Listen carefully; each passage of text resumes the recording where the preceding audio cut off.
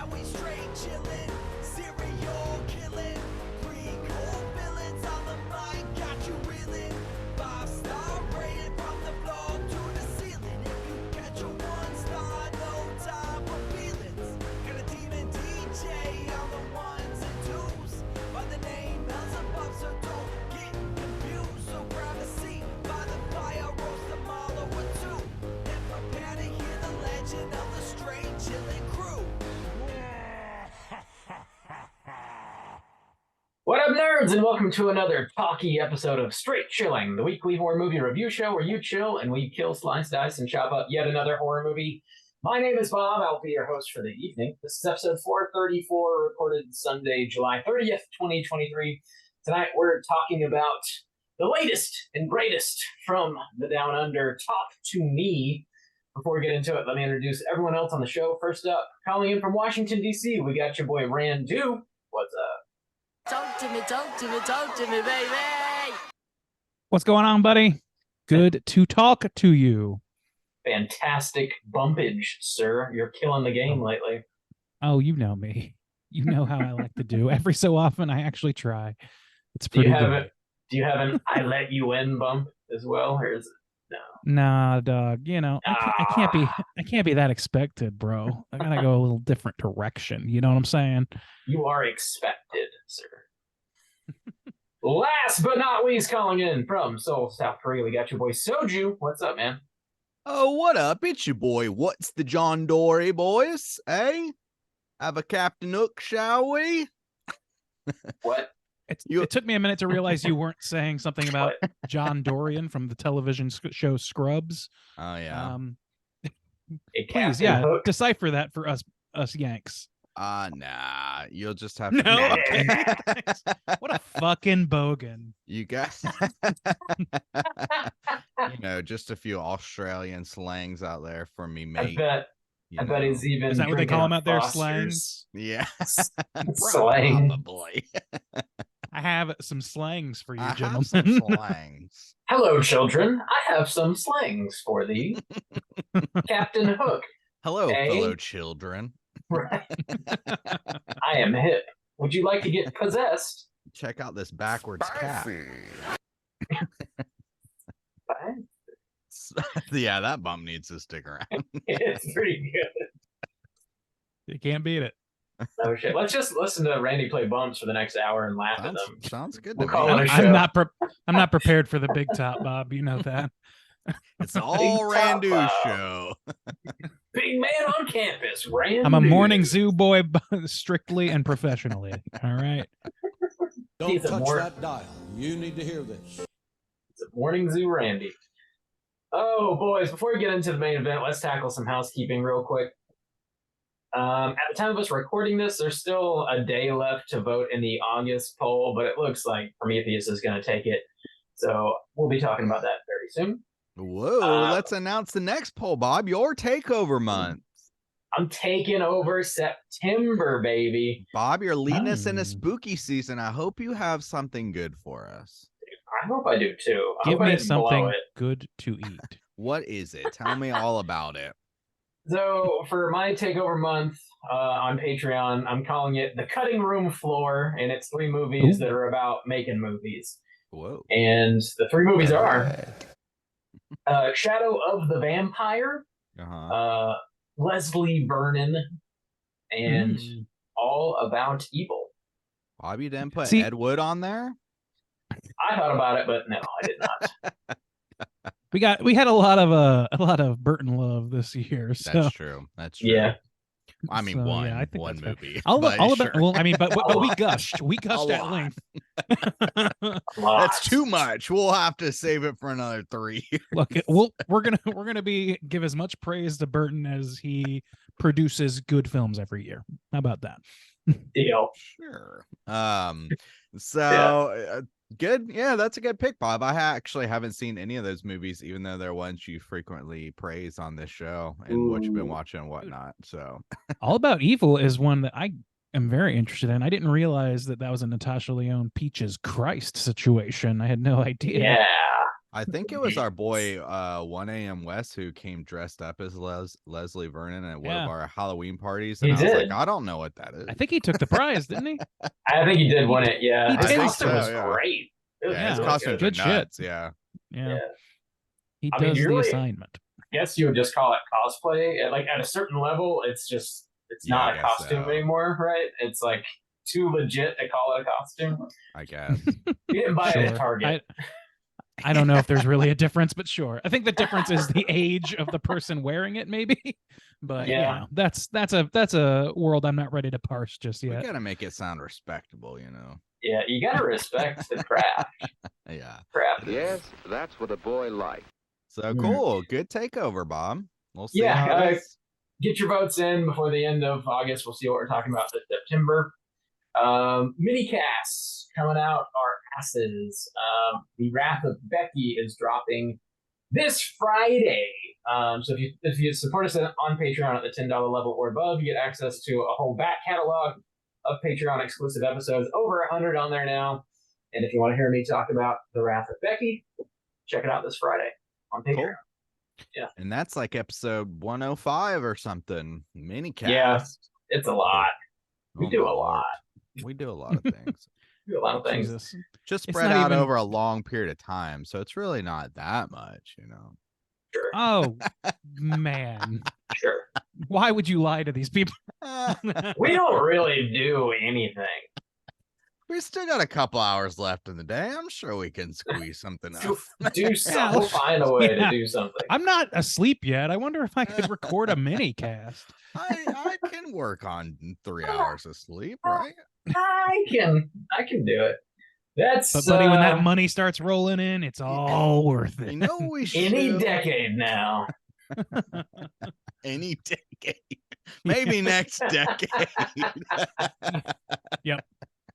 That's Second the level decade of is optimism the we payoff. deserve around here. Yeah. You just gotta hang on those first 10 years and grin and bear it. And That's all for Patreon. rounding out the 20, that's where it really hits oh, the sweet spot. brother. I am the cream. Oh, yeah. I'm living in a nightmare. Juice, you got some stuff? Probably.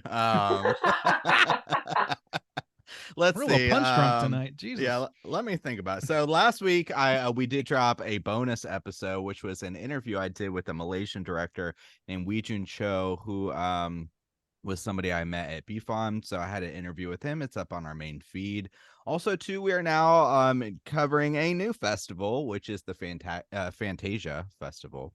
And so we will be putting up articles up on our website covering those films. Some of the new ones coming up are another Nick Cage movie. You guys covered Renfield when well, I mean, we covered it on this cast as well, but it was at the Overlook Festival. He's already got another one out. We got to see a new movie with Judy Greer in it, a new movie with Alicia Silverstone, which I don't know what she's been up to these days, but it was cool to see her in a movie again. New Larry Of course. Fessenden werewolf joint as well. Yeah. So we've been, already. So by the time this comes up, there should already be some articles up on our website, straightchillingpodcast.com. But yeah, we'll just be releasing those on the socials, on the website. You can keep an eye out for that. And a lot of these actually do have already like upcoming release dates. Some of them are already scheduled for Shudder.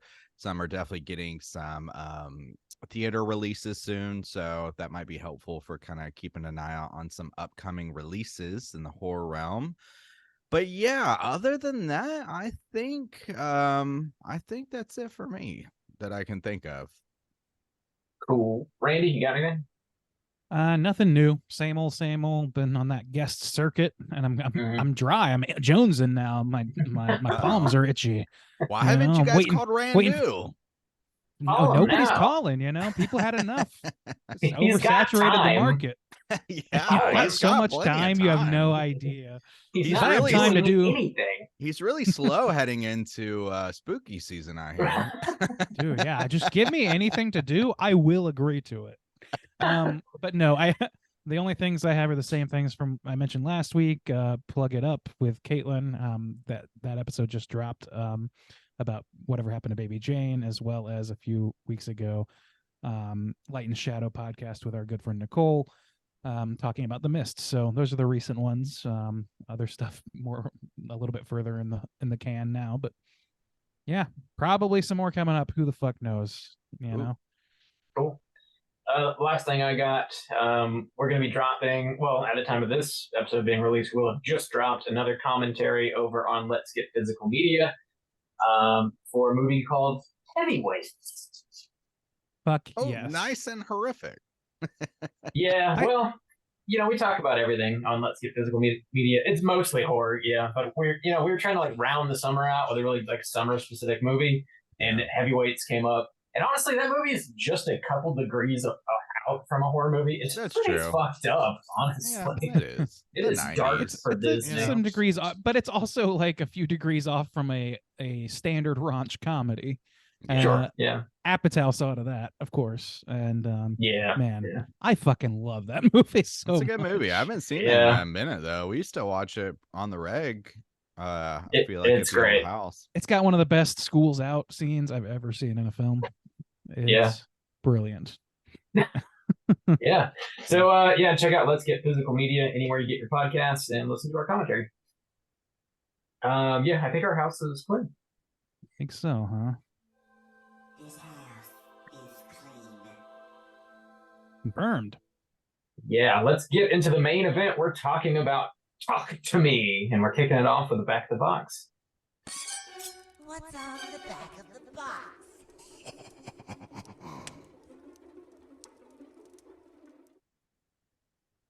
Bob, are you anticipating this box? I am anticipating it. I want Did it. you pre-order it? You can't yet, but tomorrow you probably can. Does it come out with a nice crusty little hand for you? A I hope so. crusty hand. I really hope so. Me too, for your Dude. sake. That would be dope for Halloween, like just to have that sitting on the table. That'd be a Oh, I nice intend to little make one. decoration. Nice paper mache.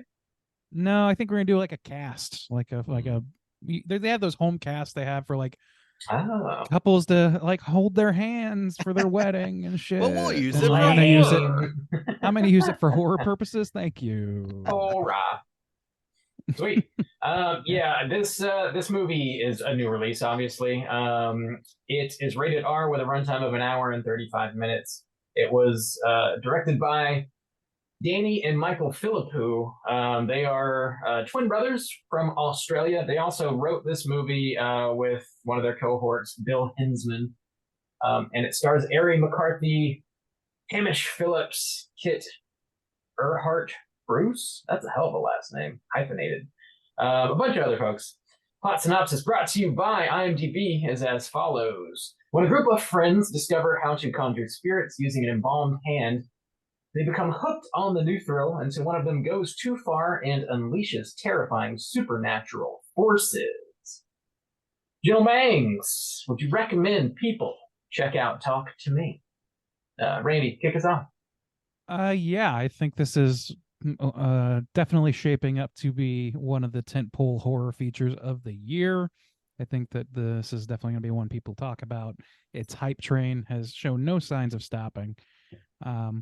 So yeah, I think like, but even that aside, like it's pretty worth your time. I think it fits the A24 label very well. So you like those people who are very familiar with that style. I think you'll be happy with what you receive. It's also got its own voice. So yeah, I think I definitely recommend this. Hard recommend. Right on. Juice, what about you?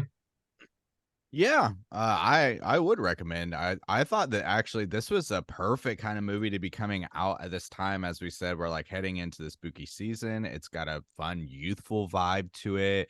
It takes a kind of like established horror subgenre of a haunted kind of object, but it approaches it with a fresh kind of approach, but nothing like so drastically different. Like it feels comfortable and familiar and youthful, but also fresh and scary and new, which is crazy. So yeah, I would recommend people go to the theater, watch this one. I think this is a great one to kind of kick spooky season off with, honestly. So was really excited to see this. Yeah. Bob, how about you? Would you recommend people check it out? Yeah, hard recommend for sure. definitely one of the best horror movies of the year. I think Whoa, if Bob, you're save it for the end of the year. Uh, Bonus episode. We got bonus Dude. episodes to do. You if haven't all seen of a Haunted Mansion sudden- yet, my dude. Come on.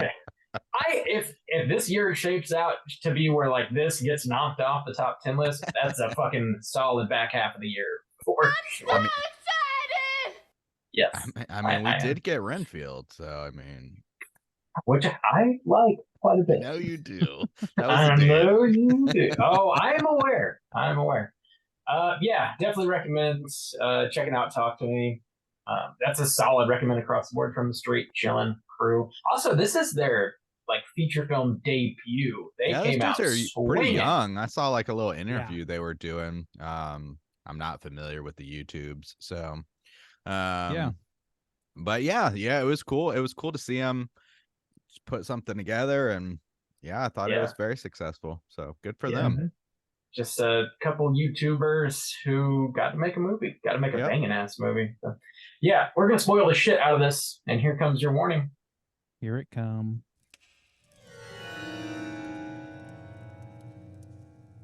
Spoiler warning.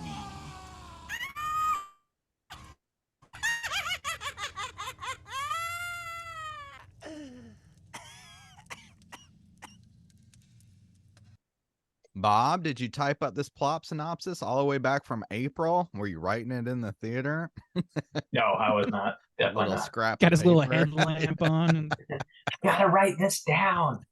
Well, this was so going back, y'all. You guys saw this at the Overlook Film Festival. That was in April, right? Wasn't that in early April, Yeah, something like that? yeah. Surely And said. it was wasn't this like a secret screener? Yeah, Mhm. Yeah. Okay. Cool. Yeah, So it was a y'all been secret sitting on this screener, one for a and, yeah, while. yeah. Yeah, we For quite a talked bit. about it a little bit in our recap episode Yeah. for sure. But yeah, it's been heavily awaited. That's the Yeah. festival life, huh? Get you guys sit on those bangers. It's Tough. so hard. It's tough Heavy to as ride the that crown, train, right, man. boy? Yeah. You people don't know. You don't know what it's like to see things early and not be able to talk And not about be it able to late. talk about them. Not be able to broadcast your about it. mouth. Ugh. Damn Don't these recommend it. embargoes. Damn them. We are so fucked. Well, Bob, did you write a fresh plot synopsis for it then? Yeah, I do have the plot. And here it goes. Movie opens up at a house party. We see Cole walking around trying to find his brother. He finally locates him, locked in a room. And Cole snaps and murders his brother with a knife just before committing suicide. We then cut to a 17-year-old Mia mourning the second anniversary of her mother's passing. She and her friend Jade, as well as Jade's younger brother Riley, go to a party run by their friends Haley and Joss. The kids at the party are playing with an embalmed hand. When you hold it and say, "Talk to me," you are greeted by a spirit. If you then say, "I let you in," your body will be inhabited by that spirit. After 90 seconds pass, they blow out a candle to remove the spirit and close the door to the other world. If you stay possessed for too long, the spirit might not want to leave. That's why they cap it at 90 seconds. Mia goes first, and she is possessed for slightly longer than the initial time limit. The group plays again the following night at Jade's house. Riley gives it a go, and he's possessed by Mia's mother, Rhea. She insists they let the possession go on longer than it should so she can speak with her mother. Riley begins bashing his face violently on the table, resulting in hospitalization. Mia is now haunted by visions of her mother.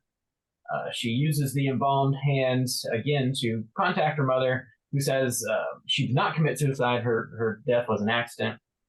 And that she must help Riley because he is still possessed while at the hospital.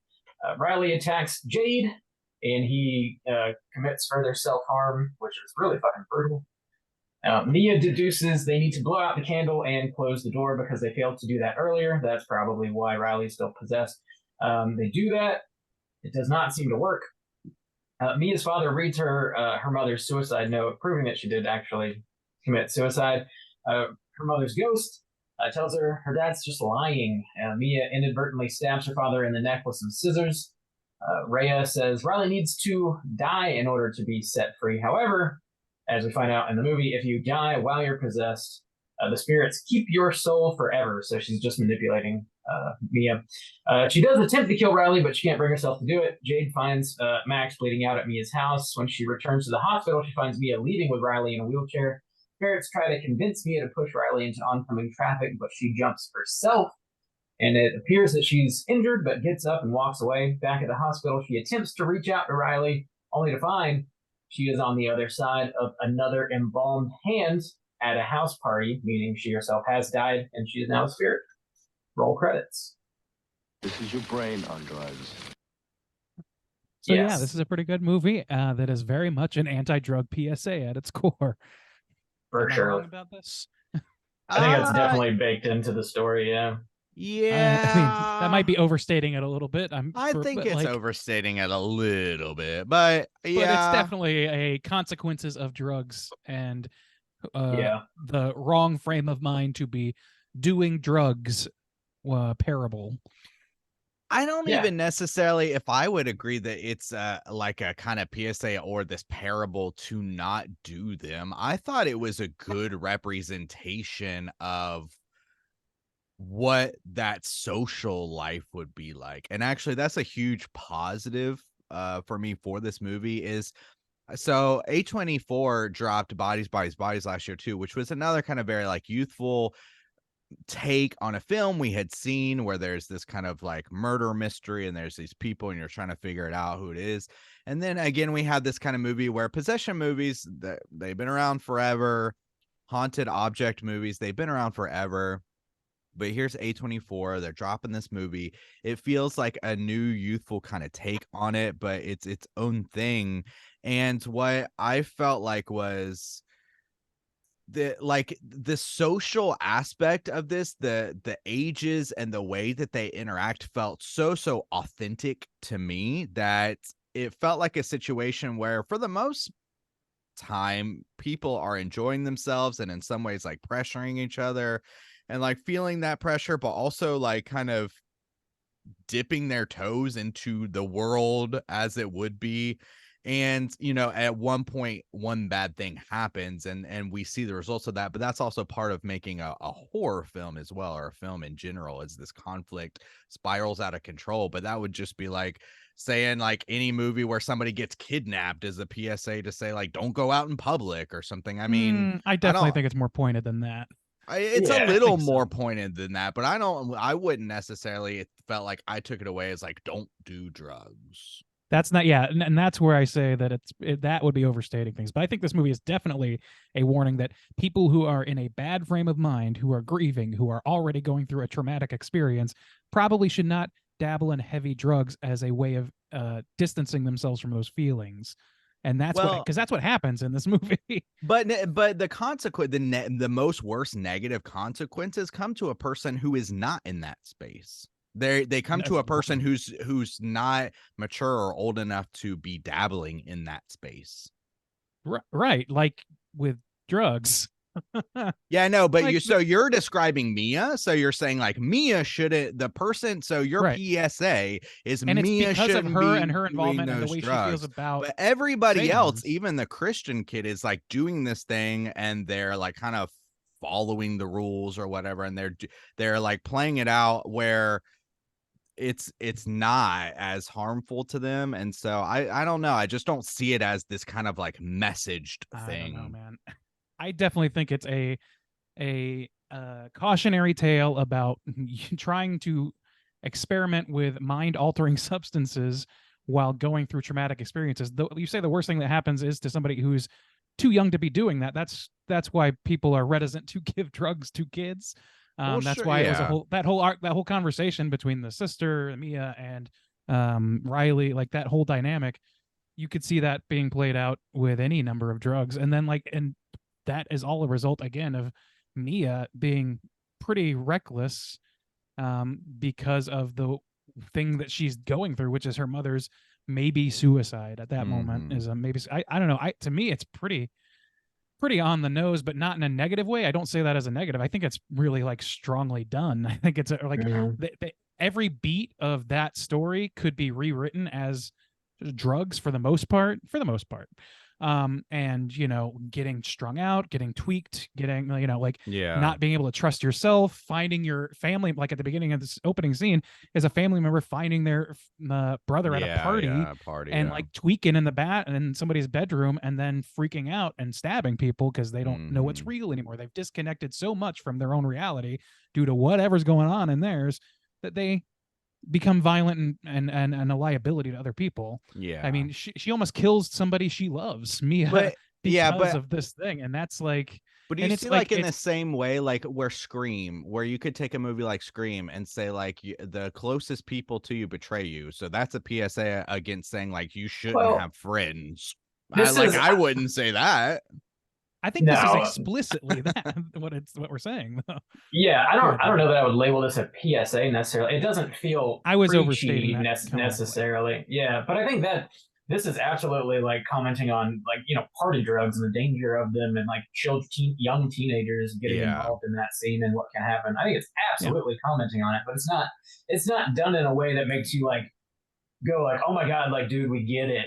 Yeah, I think it No. encapsulates that life and that mentality and that world well. So then yes, I would agree with that it says like this We're is meeting in the something that middle really somewhere. happens, and Sure, yeah. and absolutely negative things can happen as a point of that, and apart from even like somebody's grieving and so that could lead into it, but also like I love the aspects of the pressure that somebody felt and the way they interacted. Though I Yeah. loved, so this is another aspect of it, it feels so authentic, and you need to include it because it's the world we live in, but also not relying on it. I love the idea that they all just bust out their phones. They want to film this, Yeah. and that's a way for it to Yeah. spread. Oh my God, I was watching somebody else do it. I want to go to this party. I want to experience that. But this movie does a good job of balancing those aspects of like, yes, that's what life is like, that's what the real world is, but not playing, but also like servicing their film narrative. We're making a film, we're making a movie. So Well, that's what I makes it thought they so did a effective. really good balance on those things. No, yeah, like don't get me wrong. When I say it's a PSA, I'm largely being glib. I do think that it is talking about those things. I think that's a central conceit to the movie, and that's like a central metaphor to the movie. But I don't think that it's like, I don't think it's sacrificing anything to tell that story. I think it's doing a good job of naturally doing that, which is what makes it effective as a PSA in like, I don't know, in an overstated way. But yeah, no, like setting all that aside though, like this is this movie does a really great job. You brought this up of like incorporating technology and like how people are always like looking for the next big thing to like film, to put on, like to share with people or whatever, even to the detriment of whoever they're filming. And to the like there's a draw to participating in this sort of thing because you get filmed and your face gets on. Like I think that's part of what pulls Riley into it. That's why he's so interested. This is the same kid who earlier in the film rejects a cigarette because he clearly he's not too into it, and then his best friend or whatever calls him a pussy or something, and so the next chance he gets to do something even bigger to prove his weight, prove his mettle, and to put his face out there as being the guy not too like, I don't know, courageous enough to do this even at his young age, he jumps at it. He's desperate to do it. So I don't know, I think there's a lot to be said about how this, and also like the way technology is used in general, like just the way that for example, like him watching TV to go to bed and because he's scared and things like that. Like there's little things like that just feel so true and honest that it's really, it had to have come from a younger mind. I don't think that some of our old Vanguard directors are going to understand technology in the way that these younger YouTubers have.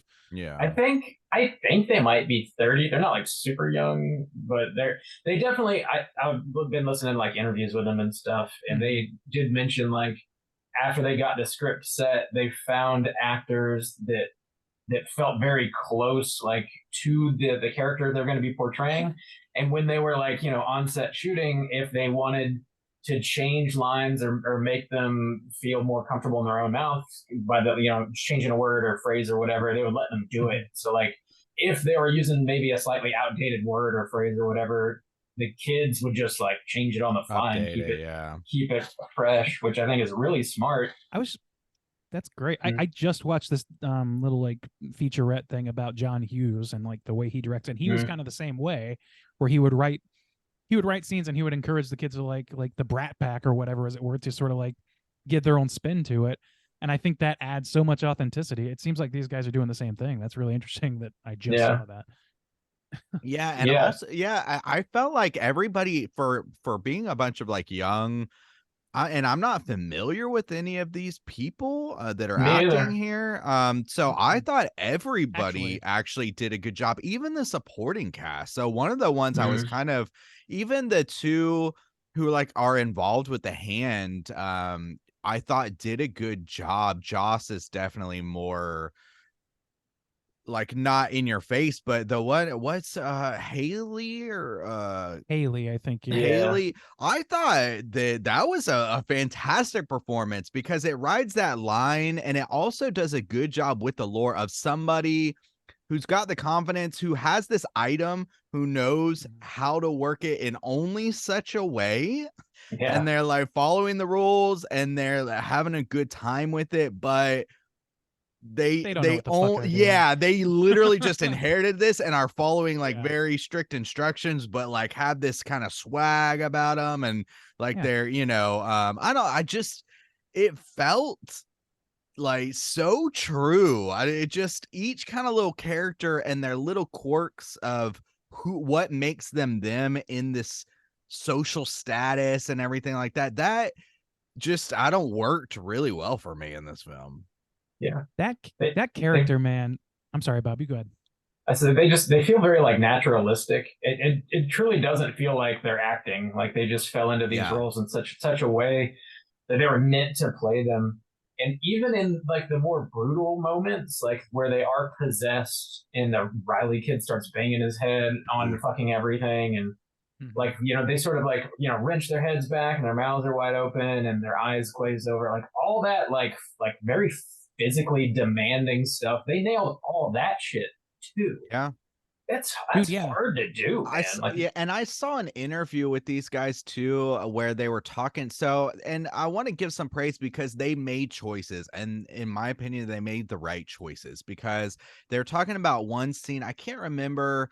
I think it's probably it's the one with the drowned woman or whatever. So the first kind of Mhm. possession scene, where they were saying they originally had this kind of effect where, they wanted to capture the idea that the spirit was still like captured like in the water, and so sometimes they still have this kind of struggled breathing, which they kept in, but they did an effect with the actor's hair where it almost was like floating in the water, and they're like, it actually looked good, but it wasn't as grounded as everything else we had kept in the film, so we decided to cut it.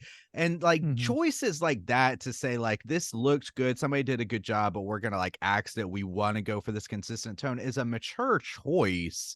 That I want to praise them for, because this movie does a good job of, it does feel very grounded in the kind of like ridiculous ideas that it's incorporating, and so I just kind of want to give them a little praise for that, because it was easy to feel grounded in this film.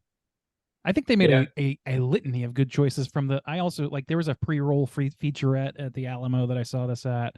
I rewatched it yesterday, and so like there was a little bit of a featurette with them, and it was like they made a number of good decisions. The first of which being not to go with the first studio that they pitched to, because they were asking for too much. They were asking to flatten it out, basically like rewrite some sections or whatever.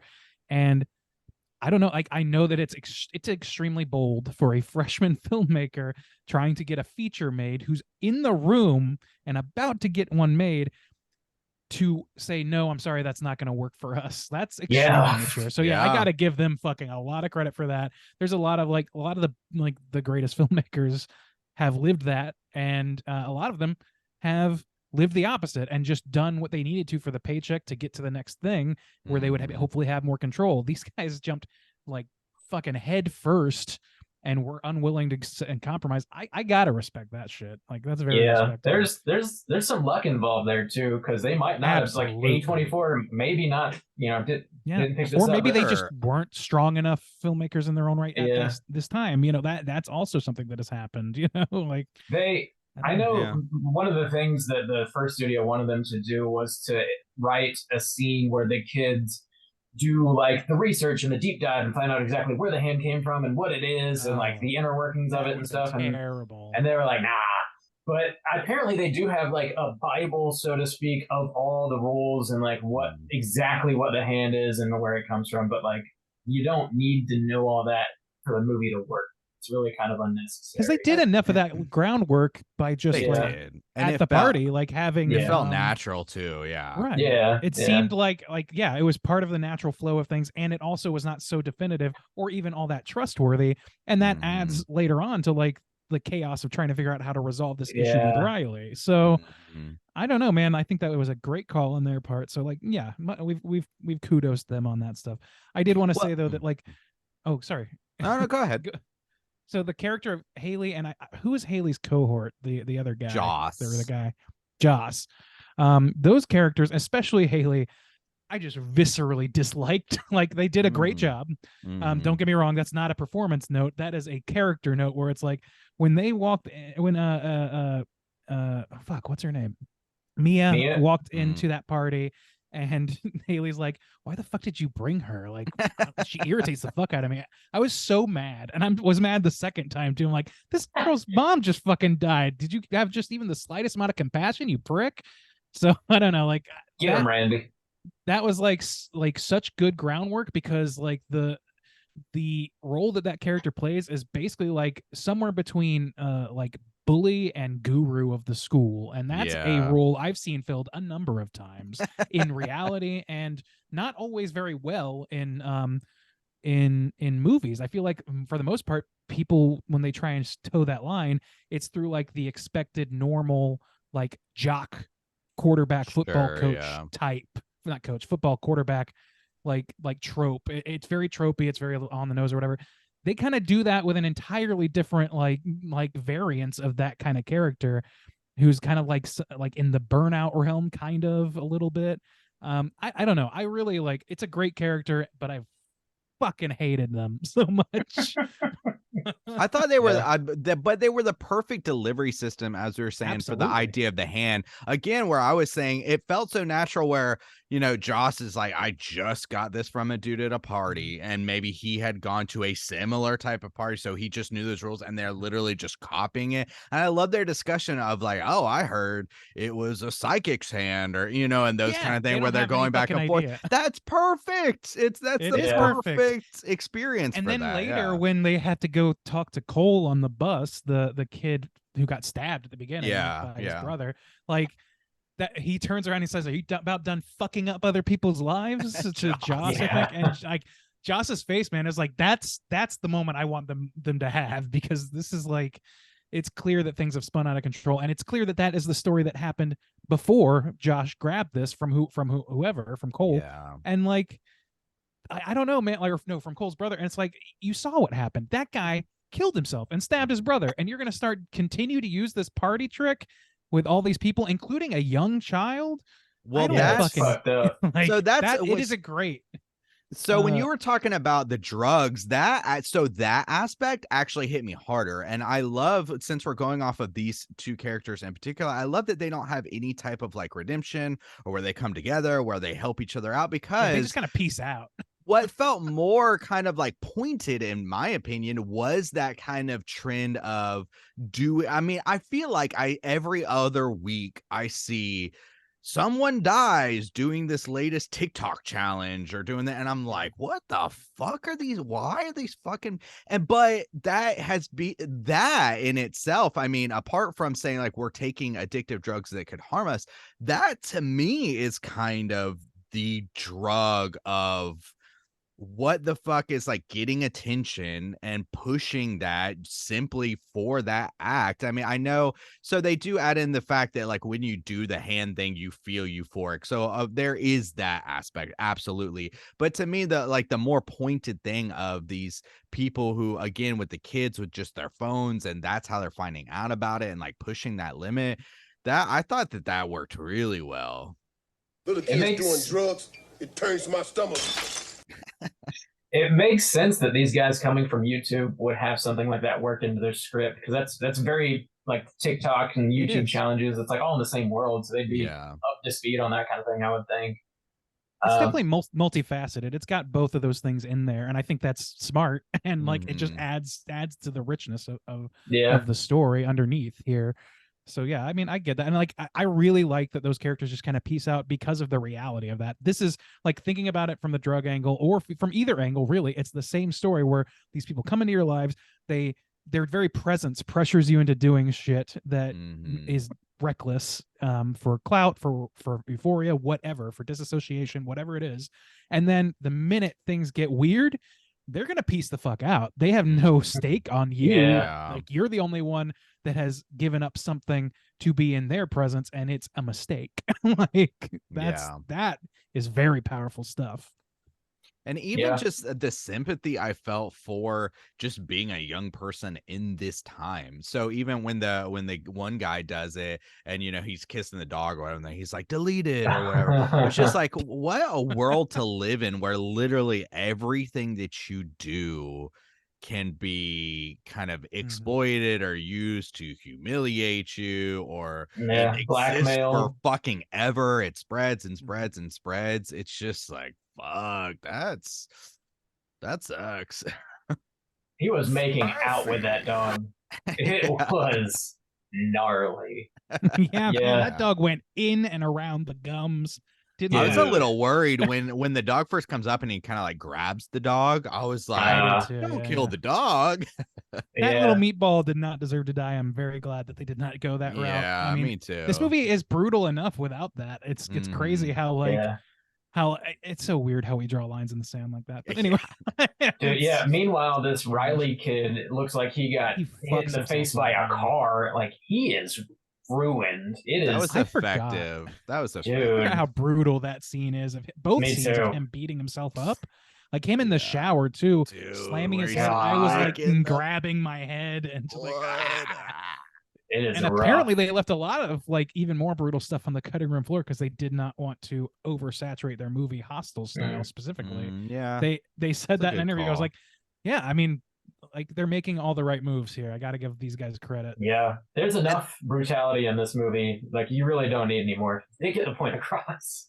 And they do Mhm. the shots again. It's kind of like I mean, maybe it's just A24 style in a way, but I like it because we talked a little bit about this, I think, with some of our Japanese films that we've covered. And I even saw it recently too with like a Pulse where they don't cut away from something to scare you, where there's something really fucked up going on, and it's They you just think show you. Yeah, it's almost like your mind is expecting them to cut away because it's so brutal. So like suggest, but they're not like, nope, no, it's this is not normal, this is not chill, this is not cool, and you like linger, and that extra beat, that extra time is what really fucks with Mhm. your mind. You're like, no, Yeah. you're not supposed to do this. I think Yeah. that's yeah, so why that's pretty people are like cool. comparing this movie so heavily to Hereditary, because Hereditary mastered that. Sure. And like it also did it with like kids at a party, like somewhat of an accident, like yeah. yeah, not to get too deep into that movie, but this has been people have been bringing Hereditary up every time this movie comes up from what I've seen. It's crazy. Mhm. Even though they're not like they're similar in a lot of ways, but they're also dissimilar in a lot too. It's a very different kind Oh of movie yeah, at the same it's time. different. So anyway, but like, yeah, I agree. Like, and the thing is, like, that only really works. What you just described really only works if you lay the groundwork as solid as possible, which is why Sure. the grounding that you mentioned earlier is so important. If they had if you keep reaching the fever pitch over and over and over again without contrast of like groundedness, it's all just like it's all spectacle. It's all like negligible. It runs together. It becomes that contrast of tone is very important for a movie to really land that level of brutality. Even with great effects, you can fuck that up. Mhm. Mhm. And they had Does- both. They bought it and they grounded it and they did the whole thing very, very well. To speak a little more on like the cinematography, they really like punctuate the brutal moments really well with how they move the camera, and they do have like when in between like the slams on the table, the camera like's going up and down on his head, and it like cuts in a way that like really jerks you around as an audience member, and you like you feel the impacts of like each individual blow. It works so Mhm. well. um yeah, I don't know if they've worked with this cinematographer before, or if he's like done any of their YouTube stuff, but like I think it's I really think really so. effective, I think. Like I said, that's I don't know. consistent throughout the film. The camera Yeah. work in this film is great. And in a time where like you have this obligatory like upside down road shot that fucking spins Dude, yeah, around, that and so I'm was tired so of that cool shit. 5 or 6 years ago, and yeah. now it's in Yeah. goddamn everything. But the way that they shift the camera with the possessions, as we said, when their Mhm. head tilts back, they do, yeah, the movement adds a lot of dynamics too, and even some suggestive shots of possessions where the person who's talking or the person who's kind of in focus is not necessarily centered, Mhm. which leaves this kind of like empty space for ghosts that aren't actually there, but it like suggests that they are. I don't know. I thought Yeah. that was pretty cool. They just do it. There's a lot of great camera work in this film. There is a Yeah. lot. Like and it's little things like that, and like the one thing that I like that stuck with me was, and this is such a small thing and it's extremely simple, and I don't know why it's not done more frequently, but there's this scene after the first party where they did all this and where Mia had done all this stuff and was staying with the family, whatever the family's name is, Riley's family. And she's just sort of like looking out the window as it rains, and the like shot is lit through the window so that you see like the water drippage sort of across her face and across the wall. Mm. It's a very simple thing that adds so much visual interest and kinetic energy to something that is a still shot otherwise. Yeah. It's really smart shit. And you know, like I think it's pretty common for people to try and like get that sort of thing going in their movie. I mean, I don't think that it's like necessarily groundbreaking, but it's Mhm. extremely effective and consistently so. They continue to sort of like do like little tiny inventive things to keep a shot from being too stagnant or being too shot reverse shot or anything like that.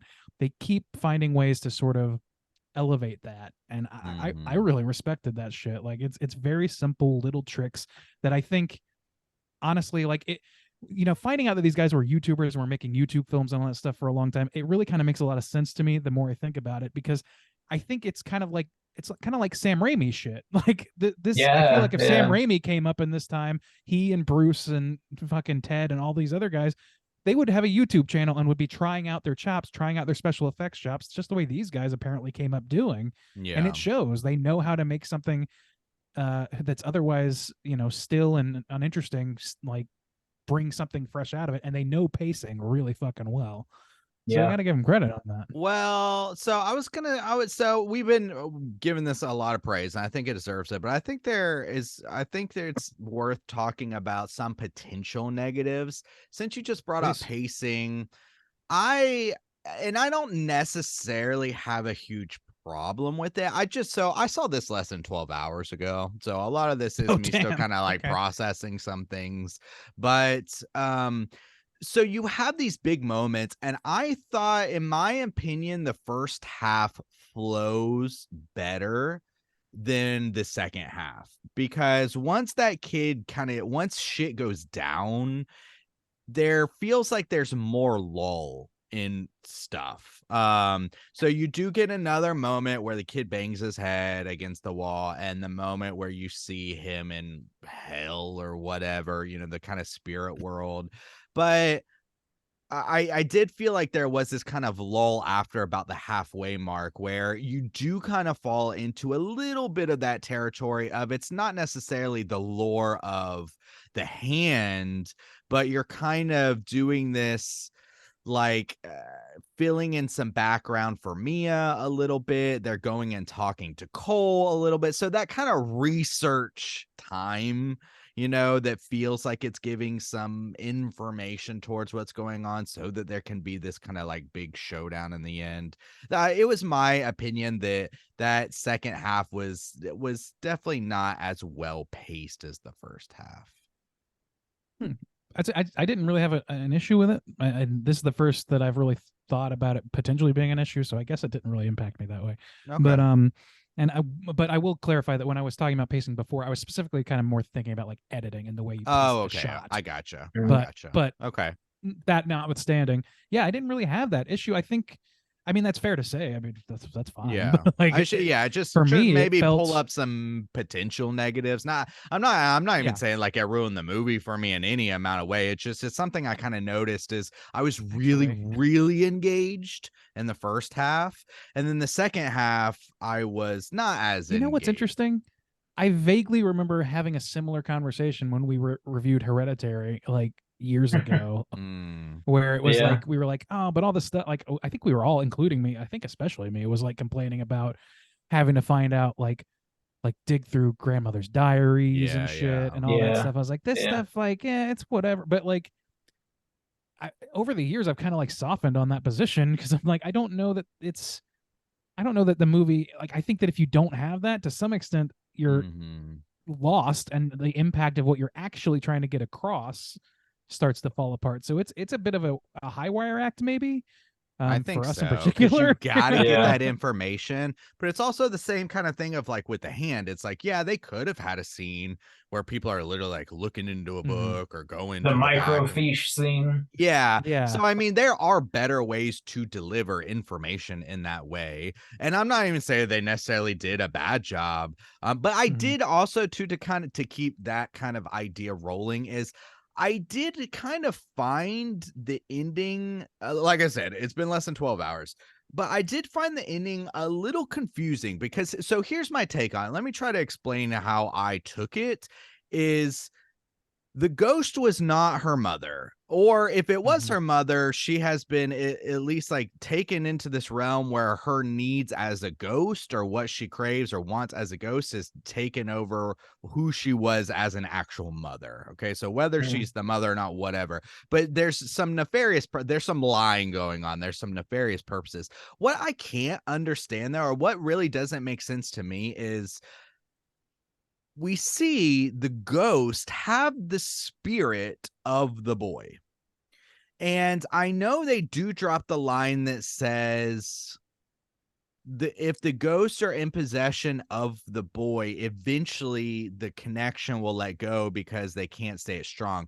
But it didn't really make sense to me for their solution. Their manipulation plan is you kill the boy, because in my mind, it's almost like they talk about him being the youngest, and that's what the ghosts are gravitating towards too. We have that scene where they're like, oh, they like you, and he's the youngest kid or whatever, and it makes it seem like the ghosts are kind of like looking at him or wanting to get his body. So why would they want the body dead? Like, it makes it seem like if the body's gone and what they crave is life, or crave to be in possession of a body that's alive, why would they want it to be killed? I think maybe they want his soul more than his body. But they have his soul. I don't think they do. I think that's all go away. Falsified. If I think the kid doesn't die, they'll eventually lose him, because like you said, they get weaker the longer they're in the body. So I guess that he would slip away if he doesn't end up actually dying. Okay, it was just weird to make it seem like if you crave life, why would you want that life to be extinguished? Well, that makes I don't know that, and also I don't know if that's entirely true. Like the machinations, the reasonings of the ghost, I think vary from ghost to ghost, shall we say? But I think that like they want that what we see at the end, the very very end, is Mia in a fucking empty void until somebody comes along with the hand, where she can like experience anything. So to some extent, I feel like maybe that's what's enticing to the ghost, is just being able to interact with anything at all. And as far as like Riley being in that hellish environment, I don't think that happened. I think that was shown to Mia as part of the manipulation. I don't think that her mom was there. I don't think because she let these things in, this like swamp fucking bloated corpse lady. She learned what she needed to know about her relationship with his family, her relationship with her mom and her mom's situation. And like we saw that this ghost lies to her. We saw that point blank because it imitated her father and coerced her into killing her father. So like I think that it's just trying to wreak havoc. It's having a good time. It's a sadistic evil ghost. I think that's all it is. I think Mia at the end of the movie finds herself in a place I like to call the further. The Which is fervor? interesting. I like to The call fervor. it Coin that? fervor. I did just now. Copyright. Yeah. Yeah, hit me up. Philippine twins. So since I touched on some negatives, I didn't want to just be, all positive all the time. But No, you're right. Another thing I want to praise, when this movie was playing, what I was thinking of was, we talked about earlier, sometimes I can be really critical, and so I should give the positives when the positives come along. Is I was thinking of Boogeyman, where I felt like I was like particularly harsh on Boogeyman because we were saying, oh, it's a movie called Boogeyman, like what are you gonna do, and it's this thing. But then here along comes this movie, and I'm just like, this is what you can do, where these first time filmmakers come along. They take a premise. It's not fucking new. I mean, if you sat down and read this paper, it's a haunted object where you become possessed. How many possessed movies do we have? How many movies? I mean, another big thing about this movie is another A24. I know people rag on it, but another movie where it's like the horror is grief or, trauma or, that again. And yet this movie is filled with great choices in the realms of narrative beats, of what they show as far as the horror goes, the choices to use a lot of practical effects and like sparse CGI and like kind of mixing those things together. And so throughout my whole watch of this movie, all that kept popping up was fucking Boogeyman, and how I was so happy it wasn't this fucking, that this movie wasn't doing those choices. Wasn't hitting that. Yeah. And so, man, I really, because this kind of another thing it reminded me of too, which we're now 12-ish years removed, was It Follows, where It Follows came along, and that wasn't, I mean, it had a fresh spin, but it was a youthful kind of movie where you're taking this idea where we've seen stalking before, something stalking you, and it just blew people's nuts away. And like this time I was just like, yeah, this is just fuck, these guys are killing it. I was just so pleased with the There's something filmmaking magical about process restraint. Yeah. Like restraint is key to the success of this movie. And I think that's what was lacking in, well, one of the things that was lacking in Boogeyman. Yeah. Was the restraint to not show too much, to not linger on shots too often.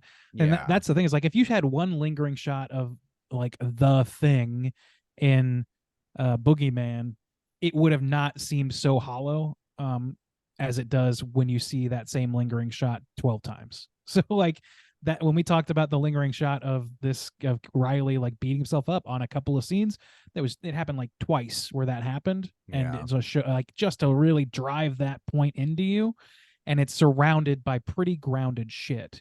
So like I don't know, man, I think that's where that's where the elevation difference is. And as far as like negatives and positives, like, not to get too much down the pike here, but like I'm glad you brought some negatives to the table, because I don't know that I have a ton. Like, I was thinking about it really hard, and I don't know, except for like X Factor things, like how I just feel about it. I can't really rationalize a whole lot of like negatives here. I struggle to find negatives as well. I think this movie's really extremely successful in just about every way.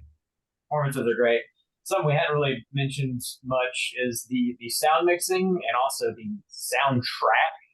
It's just full of bangers. Like it also just like the way the editing is cut with the sound, it really like punctuates the scares in a way that's super effective, and not like in a jump scare kind of way. It just makes you like truly feel the pain and torment that these characters are going through. I also think all the practical effects, like all the ghosties when they appear, they look fucking terrifying. Like, this movie is legitimately scary. They all like got like weird eye mouth shit going. Yeah. Yeah, The- now they do look good, and so I really am just trying to be balanced, I guess, because I think Sure. it's worth noting some things where you guys are like, I don't know what any negatives, because the thing about this movie too is it's coming off with a lot of hype, and anytime that happens, Mhm.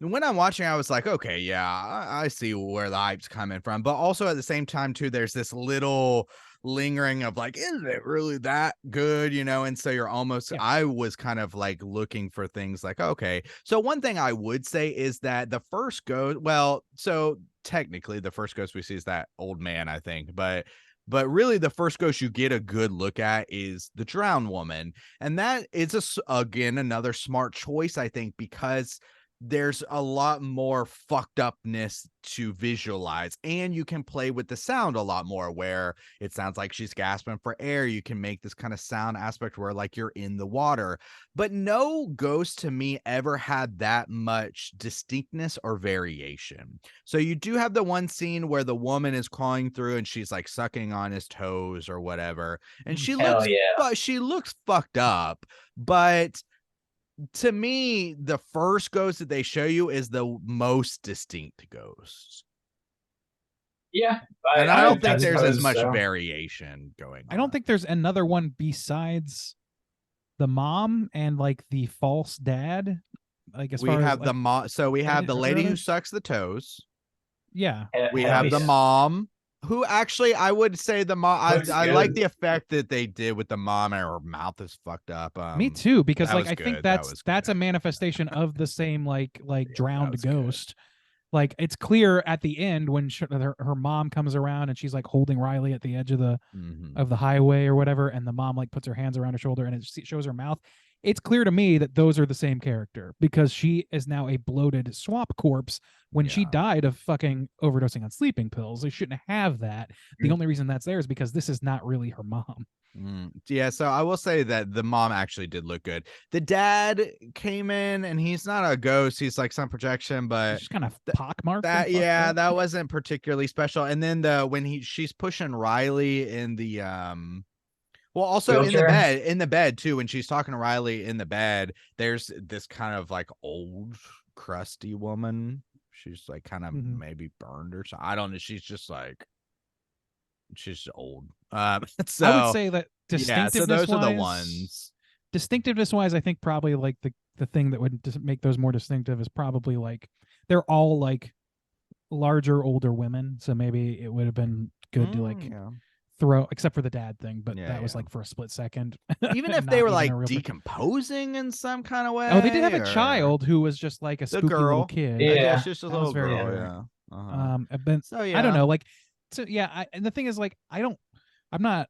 We could go 13 I ghosts also- that have to do with fucking spikes going on through his body. Call Matt Sure, Lillard why not right have now. one of them just shaking his head, Jacob's Ladder style? Sure, why not? No, I think that like it's fair to Ross say that like shaking his head. the, So- the hype train on this is so strong that it's very easy for us to like slide into that. I'm glad that Yeah. you're bringing negatives, because like they're not even if they're not fully fledged negatives, it's important to say that like I don't think so. that this is a movie that I would hold in the same regard as maybe Hereditary, at least not right now. Like, and it took Me me a while to come too. around to that. I gave that movie a 4. That does not hold water for me now. Like, Sure. I definitely would give it and it doesn't hold water to me on the same level as like The Witch. My favorite horror movies, I don't think this is one of them. I think this is a movie that I really like and maybe even Mhm. love. I don't think that it's going to hit my top 10 though. So like there is something that is not speaking to me on the same level. Top 10 for the Wow. year? No, like no, an all time or whatever. Oh, okay. I Oh, was Yeah. okay, like, sure. That makes it's like, sense. No, I it'll can't definitely see be a in whole lot that's better. Maybe a couple. No, I would be Yeah. shocked if it doesn't make the Okay, top 10 of okay. the year. But no, That's I why mean, I was all- kind of surprised. I it's was not like, an- what movies have yeah. we watched? it's not like The Witch. Because I just brought up The Witch, which is like yeah, sure. The okay, Witch, sure. Babadook. Those are like top Sure, A+ sure, films for okay. me that'll never be dethroned. Yeah. Like it would take a lot. It's not of that caliber. It's not quite of Get Out caliber to me, but it is Sure. coming pretty damn close. Sure. So Yeah. I the agree. hype, I don't want to overhype, but I do want to give it proper respect. I think for me where it goes is like I want to be not critical, but I think where I want to say is like I am so impressed, and so I want it. I think that's the thing is we've already experienced movies like this where I'm like, I wish they made these choices, and then I get this movie and I think like they made these choices. Thank you, and it almost is this beacon of kind of like this is kind of what I wanted. This is what I meant, or in that kind of way. But at the same time, like you said, it's not. Yeah, it's good in what it's doing, and it's absolutely accomplishing what it needs to, and it's impressive for a debut film. But yeah, I think it is capped as well. And I think that comes down to straight. It might be as simple as just straight up personal preferences that are like inherent and tough to define. That makes it that way, or just even experiential. But I've seen this now twice, but like the first time it was like pretty hyped up. Even then, because it was like, oh, it's a secret screener at a festival. Everybody was psyched. Like Super the stoked. atmosphere added to it. But I watched this in a pretty full theater last night with a bunch of like random strangers that were just out having a good time. And like, I had a pretty similar experience. I didn't need like I think there were a few people that were like, fucking looking at their phones and shit. And so it wasn't a hype situation. I was just hyped about the movie. So that to me says a lot. Anyway, Bob, I think I cut you off there, maybe. No, I mean, you didn't. Okay. Yeah, I mean, I'm on the same page though. Generally speaking, I don't know that this is like a perfect fucking movie. I think it's an extremely good one, and definitely one worth watching, and one of the better of the year. Yeah, it's not like The Shining or anything, but it's fucking good. It's like it's a good party movie, honestly. Like I can see people throwing this on at a Halloween party or something. Like it's great, pretty fucking good movie for it. Yeah, like I said, like I said before, it's great having this kind of not necessarily for Halloween, but like heading into that season. Yeah, because it feels like a very youthful movie, which are some of the Scream is a youthful movie. Even It Follows is a youthful movie. It follows that trend of it's youthful and it feels authentic and it's familiar enough and unique enough to be exciting. It's not a movie where it's so unique that you almost have to sit with it for a long time. Like you understand the beats of possession. I like, again, we talked about this. I like a possession movie. It has nothing to do with religion. There's no priest coming over. Yeah. There's no shaman, anybody who knows fuck all about this thing. It's just people just doing their best to deal with this crazy fucked up situation. So I like a possession movie that doesn't have to do with we got the fucking Pope's Exorcist this year. So it's The Exorcist. The Exorcist Believer trailer came out this week too. Yeah. You got that to look forward to. It's just, and that's why it's like I'm living in a nightmare. It is even this balance as kind of to critique a film like this, because like you said, I'm already anticipating like, oh God, a fucking Exorcist remake, just the same old shit again and again. And so when you get something like this, it feels like I can fucking breathe, a little bit. Yeah, thank God. But at the same time, you also too have to be like, oh yeah, okay, this isn't it's not a Shining, it's not a fucking Jaws, it's not a fucking Alien, but give it the praise that it absolutely deserves.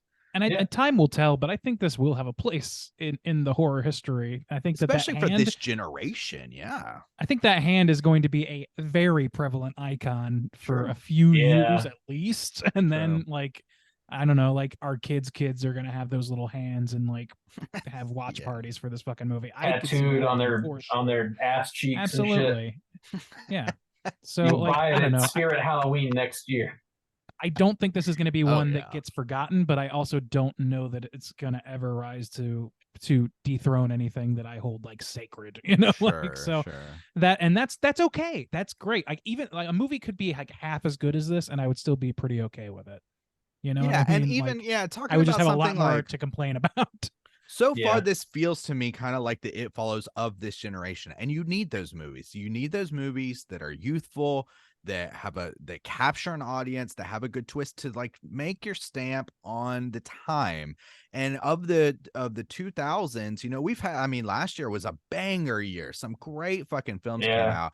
But this is definitely one that like adds its stamp to this decade for sure, of saying like, They just put their stamp to me, in my opinion. Whether it ever rises or falls, compared to what they've made their stamp. So good on them. They made A24 is, I guess, the only company that's allowed to keep making movies currently because they agreed to all of the requests by the writers and actors that are striking in Hollywood.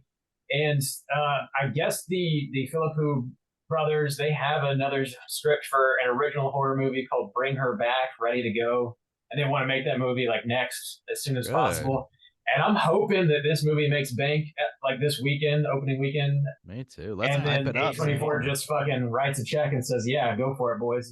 Here's For our being money. so hot on the A24, heels of everything. Barbenheimer, like Yeah. this movie was pretty full when I went, so I think it's a good sign. I think it's That going is to a do good well. sign. Yeah, because it's got huge And for several competition. days too. Can you imagine being a first-time filmmakers and having this kind of horror insane, film man. compete in any way with fucking Barbie and Christopher fucking Nolan? Like Jesus Yeah. Christ! Yeah, that would Chris feel Big pretty Dick fucking Nolan. Yeah, good Chris on them. IMAX Dick Nolan. Dick swinging IMAX. Nolan. good. Oh my Yeah. god. We're hunting for Oh my god! Oh my god. Ooh. Oh, IMAX Dick. Please. Yeah, I don't know. I think we kind of touched on everything. We kind of need to we more or land the less plane. reviewed it, but let's do that. Yeah. Let's kick it off. Randy, how do you feel about Talk to Me out of 5? Oh wow, I'm going first again. Anytime I hear this title, though, I always want to go talk to me, boy. Literally every time I heard this, literally every time I hear this, I think of this. Talk to me, baby. Every fucking time. Be right back and get some more coffee, but continue. All right. Okay. Damn. The disrespect. Justin said, "Fuck you. I'm out of here." Yeah, my review is pretty much what I've already touched on for the most part. Like, I don't have a major list of complaints here. I don't even really have much of a minor list of complaints. Having seen it twice now, I'm not really sure that even the stuff that Justin brought up, I was not super impacted by in a negative way. I feel like it's very tightly controlled story, and I think it's like on the right scale. I think it's acted beautifully. I think the cinematography we touched on a lot. The audio, this movie feels fresh using old ideas, and that is the ideal for basically any movie. Like, I don't. You want it to. You can only work out of you can't work out of a void. So you're building on the shoulders of giants, no matter what you're doing, even with just the technology or the format. So for you to come along and make this feel like a fresh tale is pretty fucking impressive. And for it being a freshman film, man, you would not be able to guess that. And I don't know that somebody who wasn't as successful on YouTube would have gotten the same opportunity to make this film in the way that they made it, or with the budget they had, or any of that sort of thing. I think that, their existing notoriety helped them quite a lot. But damn it, if they didn't they didn't squander a moment of that, they used it to its hilt, I would be very I'm excited to see if they can continue on this level. That would be very, very surprising to me. I feel like there's I don't know, there's only a few directors of all time that can just hit them out of the park every goddamn time. Even some of our most beloved filmmakers on this podcast have a clunker here or there, or one that's just not quite up to the same level. So I'm excited to see where they're going with that. But for this movie, I just don't have a long list of complaints. And I think that it's going to have its place in horror history. I think it's going to have its place in the community dialogue about horror movies, more so than most movies that I've seen this year. So for all that, I kind of give it a 4.5. I'm giving a little bit of room for legacy growth. Much like Hereditary, I gave a 4. I would put that up at a 4.75 or 5 even almost at this point. Yes. And I think that there's room to grow just to sort of see how I feel about it, 5 years down the line. 4.5. Right on. Juice, what about you? Yeah, I really like this film. And as Randy mentioned, it is kind of easy to see, or it's exciting to see too, when a movie comes out and you feel like you're seeing history in a way, because I do think this is going to carry on. I do think that this has made its place in horror for this generation, for this decade, and that's exciting. And it's fun to experience for the fresh. And but in that way too, you know, I look back and think about things like in a kind of way. It feels like maybe Insidious of its time, where at the time Insidious was like, you know, a banger, and I still do enjoy Insidious, but as you remove yourself from time, you look at it a little bit more objectively, where you're not so caught up in the hype of it all, and it's like, okay, yeah, I can see maybe more problems with it, or the way it's aged, or whatever. And so in that way, I feel like this movie kind of feels like that for me, and so I don't know why I'm struggling so much to rate this film. Maybe because it feels like it is gonna have like a place, and so you know, it's like, should we have given a 5-star to Stranger Things season 1? You know, kind of those things when you go back and look at them. But some more positives that we didn't even really get to mention for this. Again, I did mention this felt like a very youthful film, but one aspect that I like that you don't see that much. Well, two things. I like the dynamic with Riley and the family. It kind of made me think about like going over to Bob's house and like, you know, and the way Miss Knopf is kind of like sassing, like the mom in this movie is kind of like sassing the kids. You sneaking out, like she doesn't really care, but she does care because she cares about you. But I don't know, it was a good dynamic, and her relationship with the family and her relationship with Riley. I love that scene where she picks him up from skating or whatever, and they're like singing in the car, and then that aspect where he goes to, like, you know, he's scared and he's still really young, but he's growing up. He goes to still sleep with his sister. His sister's like, fuck that. But then he just, you know, he has this kind of relationship with Mia, where it's part sisterly, but you're not my sister, and I probably am attracted to you in a way, and like you're like slightly reciprocating that in a small kind of way. I like that dynamic because it added to the motivation of him wanting to like impress and be seen as more grown up, and then, you know, whatever, more mature. So I like those beats as well. I thought each character represented their character really well and was fleshed out well within themselves. You know, like I said, if I was going to nitpick and bring up some negatives, maybe some more ghost variation, because I thought the drowned ghost was so good looking and the most distinct that maybe, you know, we should have got a little bit more like that. You know, the brutality is on point, but not oversaturated. Even the point where the kid has bashed his face in, there's good moments where he's just fucked up in the hospital. He's not doing anything, but he's just there in the background. You're like, Jesus Christ, like that makeup just looks really good. His fucking eye and shit, disgusting. Him licking up the blood, Jesus Christ.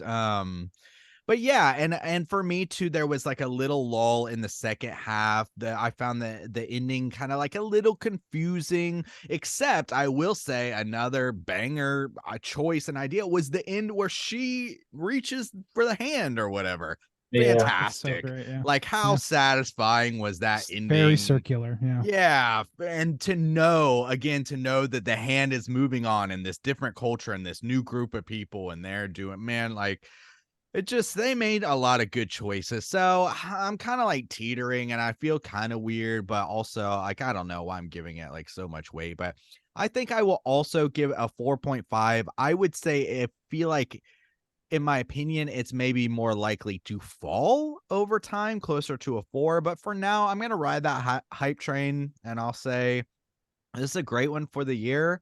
And a lot of positives, and I'm excited for A24 to give these dudes some more money and other people more money to keep, like, fuck, you know, Warner Brothers apparently, and just give, A24 make all the movies. That's fine with me, I guess. So yeah, 4.5. This baller. Bob, hey, out of 5. Yeah. Quick thing is, how many fucking movies are we gonna see that have a wounded kangaroo in them? Yeah, like, yeah.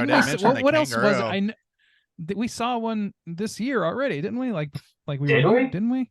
I feel like we not did. that- Maybe I'm misremembering, but I Not know that that I I've seen recall. that. The pretty only one recently. I can think of, so we have gotten a few films from Australia, is that movie Godless that we saw at, was that Overlook? Yeah. Yeah, that was an Overlook film. Maybe. It's that, but like we've seen a lot of Aussie films. It's in one of them. Yeah. I'm pretty sure that this is not the only one that has that. And also, these are just two things I forgot to mention in my review because I wanted to bring them up. What's her name? Alexandra Jansen, who plays Jade, the best friend. She does a great job. Don't get me wrong, but like, I thought for the entirety of my first screening that was Lorde, the singer. I was convinced. Doesn't it look like her? Like, I don't know. It looks like my memory of her anyways. So I was convinced. I was like, wow, what a pull. That's great. Like, I was like very excited for Lorde to be making the jump to cinema. Yeah. Anyway. Before we all I let had to Bob say. talk, one more shout out for Australia. Killing it. We've seen Yeah. a lot Yeah. of good Australian Totally. films this year. Surprise. Yeah. Yeah. They keep churning them for out. sure. Doing a good job. All right, Bob, out of 5. Oh, But wait, yeah. I have one more thing I need to say before. Oh yeah, Bob. go for it. Oh, Yeah, wait. okay. Let me Randy? interrupt your interruption Randy? real quick. Whoa. All right, Bob, out of 5. I'm on the same page with you guys. I think this movie, it's hard to like make a possession movie that feels fresh or exciting, and they managed to do it in a way that's like it just like reminds you why we love this genre so much. It can be as exciting as this movie is, and it does have a very like youthful, energetic vibe to it.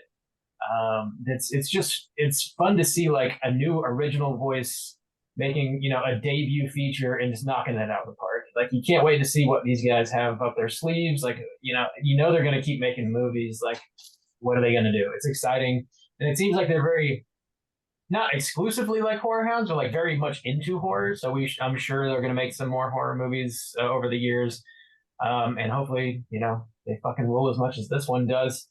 It definitely has that like allegory going on for like a party drug situation, but it doesn't feel stale in a way that like, message. This is a message movie. They're not like, it doesn't feel like they're beating you. It doesn't feel like they're beating you over the head with the message. I think it's written really, really well, very tight. There's not a lot of fluff in this movie. It gets straight to the point. The acting is incredible. Everybody in this movie, and I don't recognize a single one of them. They all kill it. The soundtrack is full of just fucking bangers. The brutality is there. I think the ghosties are very effective. I'm really just repeating everything that we've already said for the last hour. It's great. It doesn't feel like a perfect movie for whatever reason. I don't know that I can really articulate that. But yeah, I'm going to give it a 4.5 out of 5 as well. So that's going to make our aggregate a 4.5. Let's jump into our Rotten Tomatoes segment, see what the critics and users think about Talk to Me, Baby.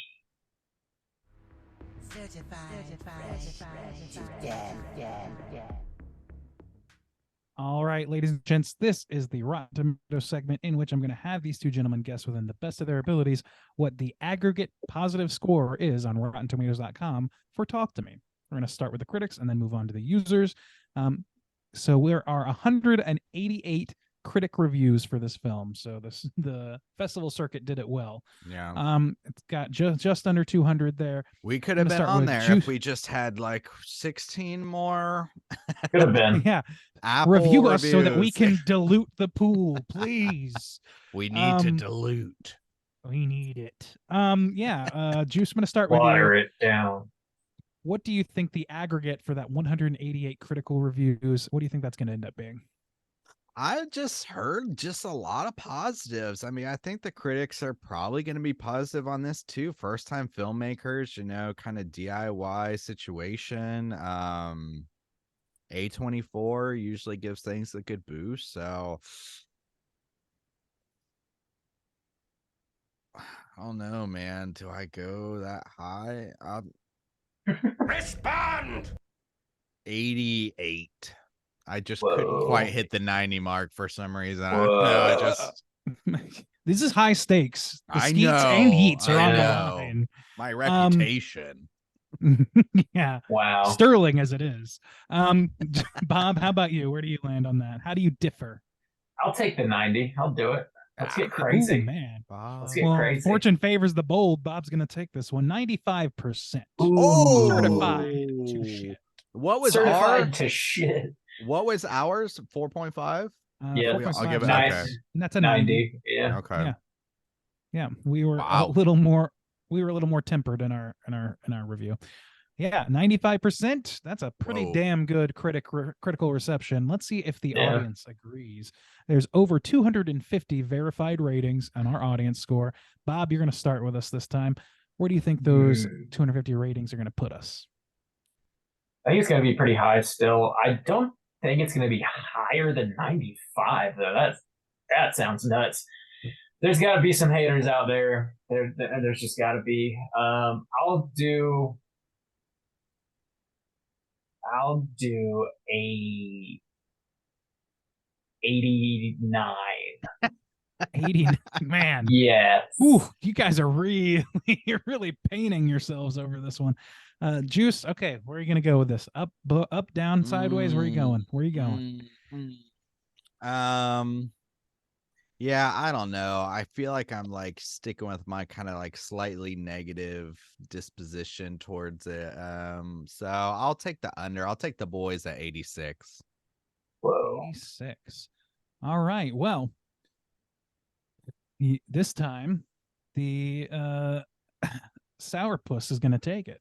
This is an 81%. Whoa. Okay. Well, Yeah. it's a little closer than what I would. It's a expect, much but larger yeah. sample size. I think that's to be expected to some degree. Yeah. That's still Yeah. good. Still Yeah. Yeah, it's pretty good. So yeah, that's the critical consensus reads as follows. With a gripping story and immersive practical effects, Talk to Me spins a terrifically creepy 21st century horror yarn built on classic foundations. I think that's pretty Yeah. on the nose. Yeah. I think that's pretty it says hell practical yeah. effects, and I think that's like there weren't a whole lot of non-practical effects that I clocked in this.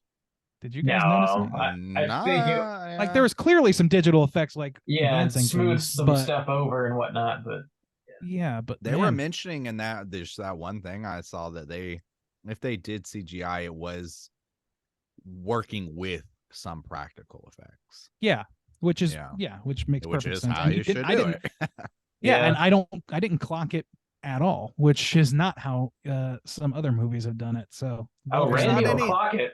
He'll clock your ass. I will I'll your clock asshole. your ass. Yeah, there wasn't anything in particular where I would be like, that looked really wonky, or that just wasn't looking That good. looked really well. Yeah, nothing looked That egregious, is really egregious, or stupid. even like I don't know, like none of that. It was good. All right, now to round things off, movie. Australia, you so stupid. Stick to the YouTube. Jesus Christ. Why am I talking? Can we sample that shit? Maybe. I'm gonna hop right into our as we always do, round things off with one or two of our negative reviews because sometimes they are funny. Let's see if we don't get offended instead with this one. Despite a magnetic performance by Wilde, it doesn't amount to much more than a genre exercise in gore and gimmicks.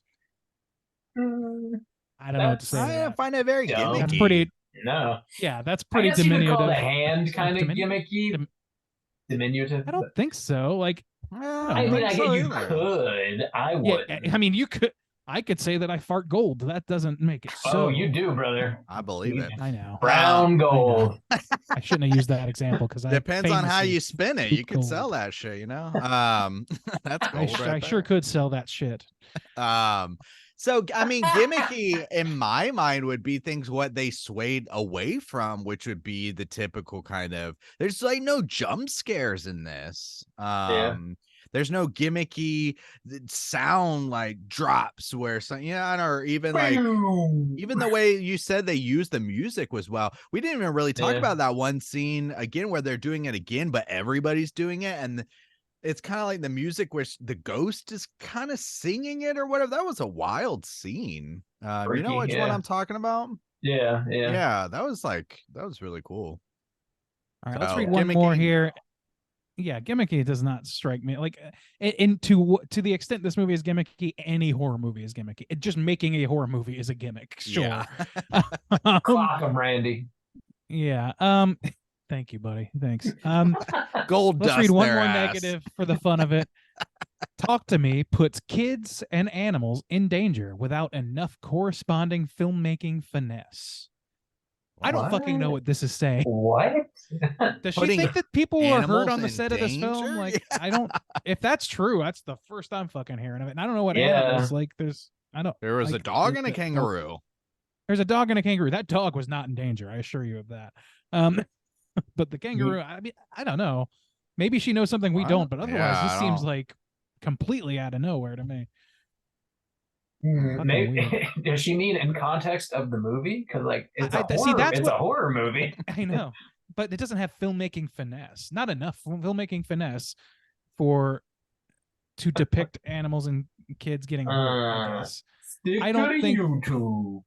I don't know, man. You That so seems stupid. inane as fuck to me. I think we're gonna wrap our Rotten Tomatoes segment there so that we don't get. Our I don't pitchforks see out. anything about Talk to Me and like some kind of animal problem. So Yeah, I think it's got to be bullshit. What is it? this is like I don't know. If it has an animal in it, I feel like this person would have said the same thing about any film. Yeah. These boys yeah. drank too much Foster's. that's not what they drink in Australia, Bob. That's my That's not Foster's. stupid This is review not. voice now, I guess. Too many Fosters. Honestly, if you use that voice more, we might get those 16 reviews and be able to be on Rotten Tomatoes. I know. Thank God. Those Then are I the realize voices they need. If you really love us, if you cared about us at all, you know, You'd send us money. Man, well, no, This- that is not what I'm saying. we're really getting a jump on the cult aspect of the podcast now. Mail juice it your for- 10% if you really love They'll juice your juice. teeth. Your teeth. Don't do God in that. heaven. Send him your Oh teeth. my He God. loves them.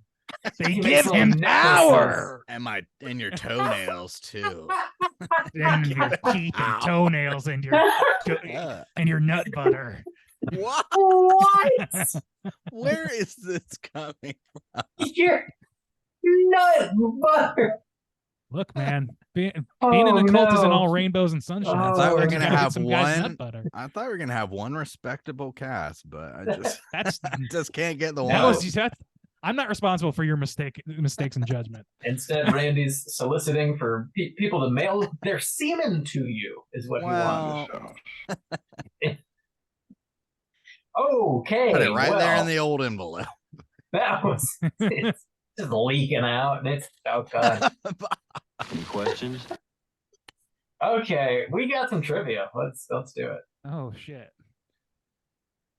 It's totally time for trivia. All right, boys. Yeah, there's some decent trivia I found. So the Philippou brothers, they have a YouTube channel we mentioned. It's called Raka Raka, RACKA ×2. And they've been doing that for, I think, about a decade. Damn. And they have attracted over 1.5 billion views. That's fucking nuts, man. With over 6 million subs. And they, for some reason, they said that they didn't monetize their channel until they hit 1 million subscribers because they thought it would be like more respectful or something like that. I don't know. Like, you Interesting. gotta pay your bills, man. Like, you know, monetize. Yeah, 1 million. Is We're a not like that one bit. Send us your money and teeth. Yes. Sounds like And- they've been living with their mama. And yeah, send juice your nut butter. That's such a non-American way to do things. Right. The Philippous apparently turned down the chance to direct an unknown film in the DC universe. What? I don't know what movie that was.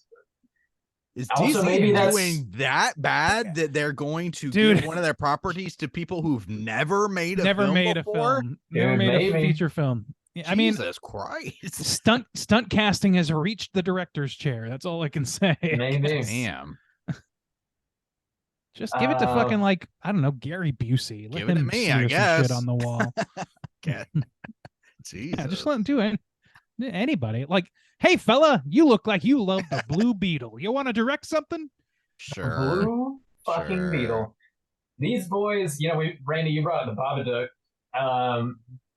The Philippou brothers, they both worked on the set of Jennifer Kent's Babadook Shit. in like small ways. One of them, I think, was like a driver. He like picked people up and drove them around and stuff. The other one, I think, was an assistant or something.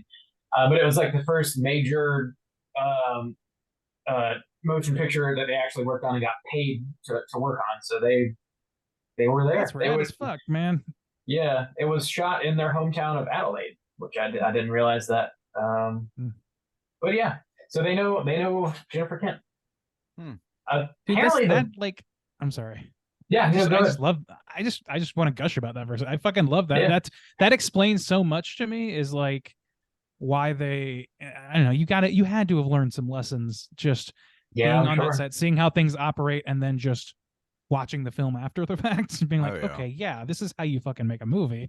They So did. like, go ahead. They one of the things they said about working with Jennifer Kent is they had been on productions beforehand, and they said it seemed like it was just a job for everybody. They were just there making movies, and then when they worked on Babadook, they said it felt like it was the first film they were working on because Jennifer was unrelenting in any way. Like she had her vision, and that's what it was going to be. Period. And it seems like they definitely took that lesson to heart because if they were going to work with this other studio, wanted them to change the script, and they said take a hike, like Yeah. I mean, Yeah. they learned from That's fucking cool. Jennifer Kent. I still Yeah. haven't seen her film The Nightingale. I need to do that. I need to watch Dude. It's that. fucked up. I know it's rough. a bummer. I know. It's It I is just a bummer. that yeah. Did she make something called How the Duke Stole Christmas? What? I'm sorry, what? I Is think it- she made something called How the Duke Stole Christmas, which is about the Babadook. Are you Oh, serious? Maybe it's like a bonus feature type of I feature think deal. so. Are I'll you look more serious? That could be Clark? fun. I'm serious, Clark. Clark. Clark. Are you Are you serious? serious? I'll look more into it. Nice. The budget for this movie was $4.5 million. It had its world premiere at Sundance 2023. It was a midnight movie. After the premiere, it spurred a bidding war between Universal and A24. And of course, A24 won. What else That's we got crazy. here? Did you see? I don't know. Like the featurette we saw had video of them like getting the news. It was really cool. Oh, I that haven't is seen cool. that. Yeah, that is great. Yeah, it's They're like their shitting whatever their bricks. manager, whoever it is, that's working on this, like tells them A24 just bought the film, and they of course freak out as you would. Like it's fucking. It's not for sale. Give the money back. It's just for me. They, I guess, are also in talks to potentially write and direct a Street Fighter movie, What? which does not sound Why very not? interesting to me. But I don't know, and there was that one. I don't know who did this. I doubt very much that this is anything they did or whatever. But like, they had that fan made Mortal Kombat short some years Oh, ago. Yeah. It was yeah, kind that of was fun. way back in the day. It was way back, but I was like, yeah, I could watch something like that. Sure, I Sure, haven't seen the sure. new movie. I don't have any idea if it has any similarities, but It does. you know, I could watch. And these guys, I think, like just from the clips I've seen, do a lot of like action oriented shit. So it's not. It Yeah, doesn't seem like it's yeah. outside their wheelhouse True. yeah, or I what just they do already. like anyway. the IP train. Like, just fuck it. Let them Yes, make I original know. shit. Like True. I don't need a Street Fighter movie. Yeah, that's absolutely true. I guess before they got like really big on YouTube, they would make fake fail videos of people just fucking shit up.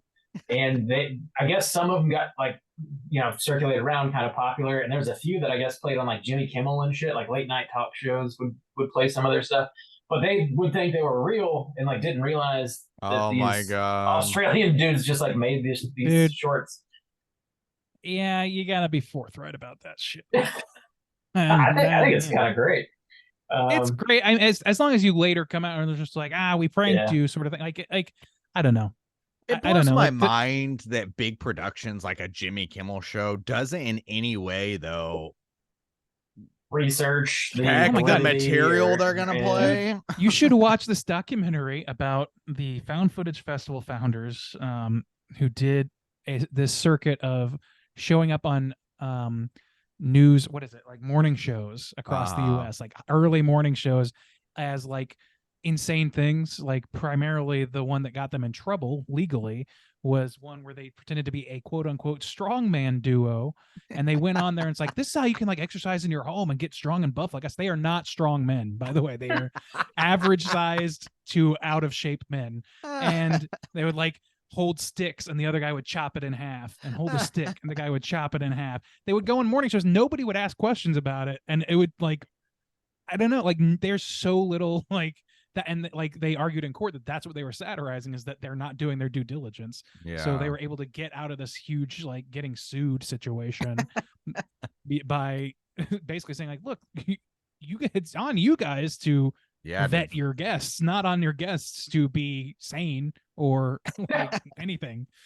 Yeah, damn. I'm Man. insane. A lot of people aren't doing their jobs. Apparently. Yeah. Do your job. The last bit of trivia I'll share here is, I guess, partial inspiration for the hand in this movie came from one of the twins. I forget which one it was in a car accident when he was a teenager and got injured, was in the hospital. And I guess when he was in there, he started like shaking uncontrollably. They couldn't get him to stop. And his sister was at his bedside and just like held his hand, put her hand in his hand. And like that comfort, that familiarity, just like had him, he stopped shaking immediately and like, helped him out in a major way. So I guess that, stuck with him and somewhat inspired this. Damn. Yeah. Spicy indeed. Yes. That seems, I'm going to be honest with you. spicy. That's a great story, but it also kind of reeks of like I don't know, campfire tale, not quite all the way true sort of thing to me. I don't know.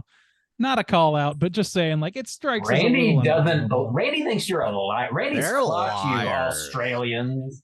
You've been clocked I've been by I've been burned Randy. before.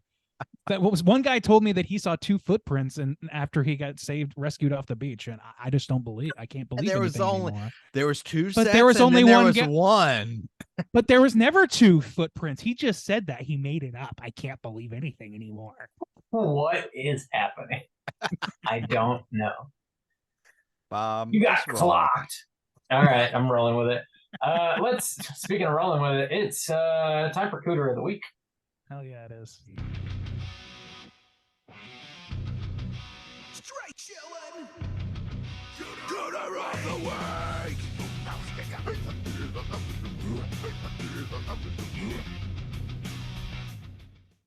Juice, what is a Cooter? Why do we hunt them? Oh, Cooter is a character type and a straight chillin' exclusive. Cooter is also known as a bogan in Australia. So there's that. Facts. Cooter has to hit 3 of these 5 points to be considered a cooter, but we want the cooter with the most points. The 5 points of cooterdom are sexual deviance, manipulation, smug arrogance, overall looking attire, and overall patheticness. Uh-oh, boys. Do we have a bogan this week? A cooter bogan? The ghosties, I guess. The ghosties seem like a pretty solid wager. If you like round them all up and put them in a big Okay. Like, Se- what, like one- Them into sexual an deviance. old dude Sucking sucking the shit toes. out of those toe toes. sucking ghosts. She had that whole fucking foot in her mouth. Like Dude, I mean, we've all been there, but we've been there. when is our new band, the toe sucking ghosts, going on tour? with Gint Brisket. Camp Brisket and the toe sucking ghosts. Oh That's my a show I God. would watch. Dude, I'd watch a shit. out of that. I can't remember the name of the fucking band now. There is a Limp Bizkit cover band from Atlanta, and they're playing a show in town next month. Oh my lord. And I can't remember. It wasn't Gimp Brisket, but it was some sort of weird play on Limp Bizkit. And I thought it was fucking hilarious that a band really existed like that. Gimp Brisket is the shit, though. That's the Yeah, best that's one. the ultimate. Yeah. Of course. Um, if you ever get a chance to see Camp Brisket, do not miss your shot. yeah. Greatest live performance ever. Ever. So sexual deviance check, manipulation. Yes. Yeah, Oh, yeah, check. heavily. So they're clearly Definitely. manipulating the shit out of Mia, right? Oh yeah. Yes. Okay. Yes. So we got manipulation. Smug arrogance. I don't I think there's know if some. we It's can- tough. It It's kind of tough. feels that way sometimes when they're possessed. It feels very bold to make her kill somebody that she cares about just Maybe- to fucking do it twice. You know what? The old lady in the bed at the end where she say something like, "We've got him and we're not Yeah, gonna let she's him like, go," or "He's something. ours." Yeah, he's ours. Yeah. Yeah, okay. That's smug arrogance. Yeah, that's bogan material right there. Looking attire, I don't know. They're looking pretty clean, looking pretty fresh. Oh yeah, I mean, man, Not bloated. And somebody dead went at to all. Brooks Brothers, you know. No, yeah, they Yeah. look like swamp things and Check. fucking electrocution victims and shit. They Look fucked up. better, dead people. Yeah, Close that casket. God damn. damn, dude, that is dark as shit. Sorry. Just insulting the dead. You started it, man.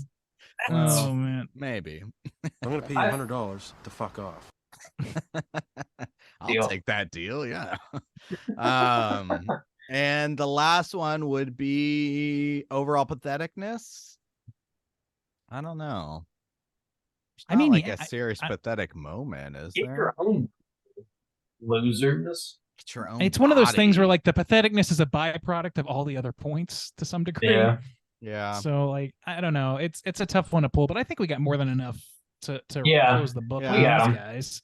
We Is got there 'em. If you wanted anybody to go else further- beside like what's I keep forgetting this Haley Haley? and Is that the Joss? character's name? Yeah, Haley. Yeah. Haley and Joss, I think that they're The definitely combo like, tag team. yeah, they're terrestrial cooters in my book, at least to start. So yeah, they some smugness certainly.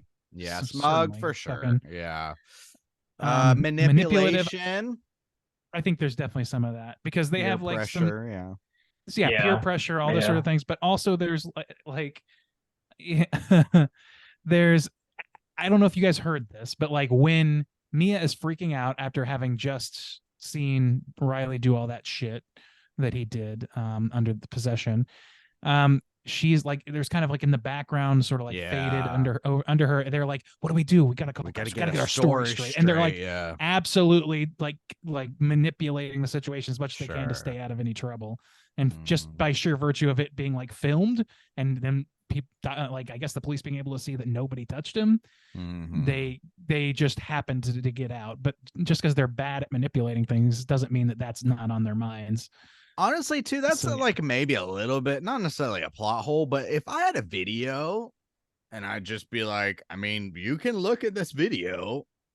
Yeah, Nobody did anything, it's not like anybody's attacking this person. He's shaking hands with the porcelain hand. I mean, you know what I'm saying? So I don't know. That's a Yeah. little bit. No, of you're it. right. That never really comes to light about like we see them taking videos, but it never really matters. Yeah, they never use them. I think because really, everybody yeah. assumes it's faked, and I guess the only people that would have taken that seriously at all would have been maybe the police, but we don't spend Yeah, any time with them, and honestly don't don't. think that would have helped the movie. So I It kind wouldn't of have helped the just- movie. No, it's just something that you're like, well, I mean, but I guess nobody's on the hook or anything. So Yeah, it's not a plot hole that I'm particularly bothered by, and I can just I Yeah. can wave it away, I think.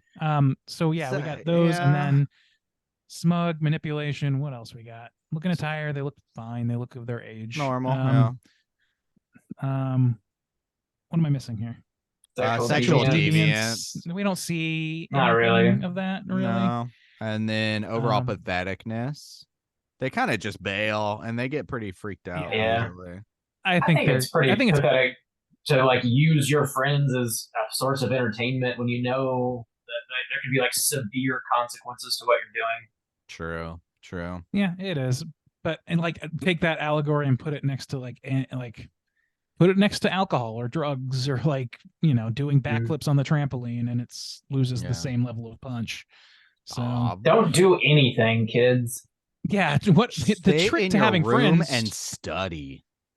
Read books. Korea's really changed you, dog.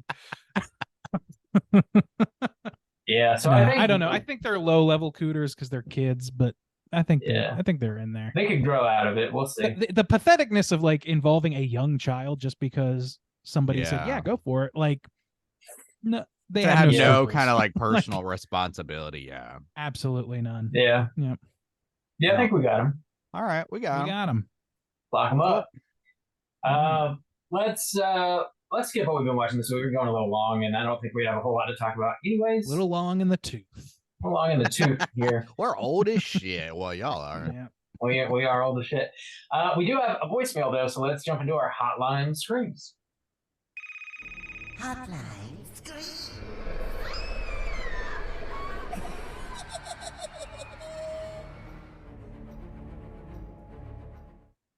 If you guys are listening and want to call and leave a voicemail to be featured on next week's show, hit us up at 904-638-3231. We do have one voicemail this week. We're going to hear from our boy Chris. Let's hear what he's got to say. Hey, this is Chris, aka Supreme Leader Vladimir Putin from Louisiana. So I wasn't calling regarding any of the prompts or anything from the episode, but just got done watching Texas Chainsaw Massacre 3D. It got me thinking about Randy's bump. I think you know what I'm talking about. Do your thing, cuz. What were they thinking? That'd be the worst moment in all of horror movie history. Anyways, I just ate some cake with a cream frosting. It's been sitting out on the counter for 3 days. I don't think I'm gonna make it. Hell yeah. That's the end. That is the end. Each line That- was killing. That was like somebody's like journal entry, like month 6 of COVID with no internet access. Got into some cake. Oh, fuck. Like 3 days. It's Oh, killing he's me. gonna make End of it. call. Dude. That's pretty good. That got me pretty good. Yeah, that was wild. Goddamn. Do your This thing, is- That cuz. worked. This is Putin calling from Louisiana. Yeah, what's Rootin' Tootin' Putin's calling in from Louisiana. Kate doesn't spoil in Louisiana. You'll be fine. It's nice and moist down there. It's science. Yeah. No such thing as dry cake. Yeah. Yeah, that line in that movie is fucking hilarious, though. Do your thing, cuz. Jesus. I can't- That is I a can't find the bad bump, but, franchise. It's a Yeah, franchise it with a is. low success rate. That movie. Unfortunately. Have y'all seen Texas Chainsaw 3D? I might have watched it with you. I think we started to watch it, and I don't think I could finish it. I think I that's threw it on understandable. one day at your house, and I was like, fuck this. Fuck it. It's a bad movie, but it's entertaining in like kind of a baffling way just to watch it and be like, That's where it starts off with happening? like a shootout with a bunch of people in the house, right? Like they It have this does. huge family. Oh god. it does. Yeah. I It's do. wild. We did I watch don't. it. I cannot remember that shit now. It's Okay. bad. Do your thing, cuz. Oof. Well, our prompts have really been just reeling them in, hasn't it? Nobody Oh, gives Our a shit. prompts- Nobody I'm gives not a shit. answering about your prompt. dumbass questions, but this Yes, Nobody just made call counter- in and tell us your fucking your Stardate log and just tell us what the Yeah. fuck you're doing. Stream of conscious. Tell us Yeah. what you're eating and what it's doing to your body.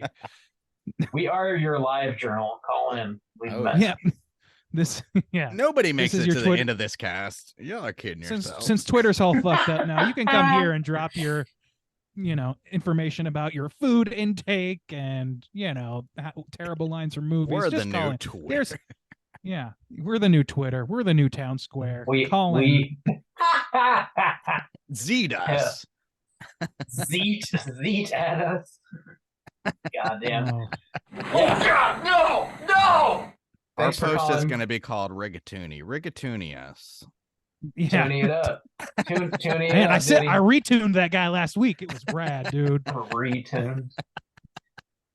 Wow. All Nonsense. right. Thanks, We got thanks for another calling, voicemail, Chris. Bob? No, this is the one. Oh, okay. Just the Um, one. I want to give an Hopefully- update though. It's How the Duke Stole Christmas Hmm. is a Christmas e-card from the Babadook, written and directed by Jennifer Kent. Wow, that's bizarre. Yeah, And it has a rating on IMDb somehow. That doesn't like fucking, it does. I don't understand.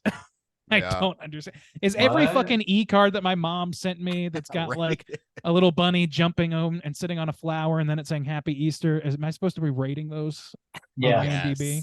Yes. Shit. Yeah. My Somebody letterboxed. Oh directed no, that, my Randy. letterboxed. Jennifer Kent directed that bunny. Okay.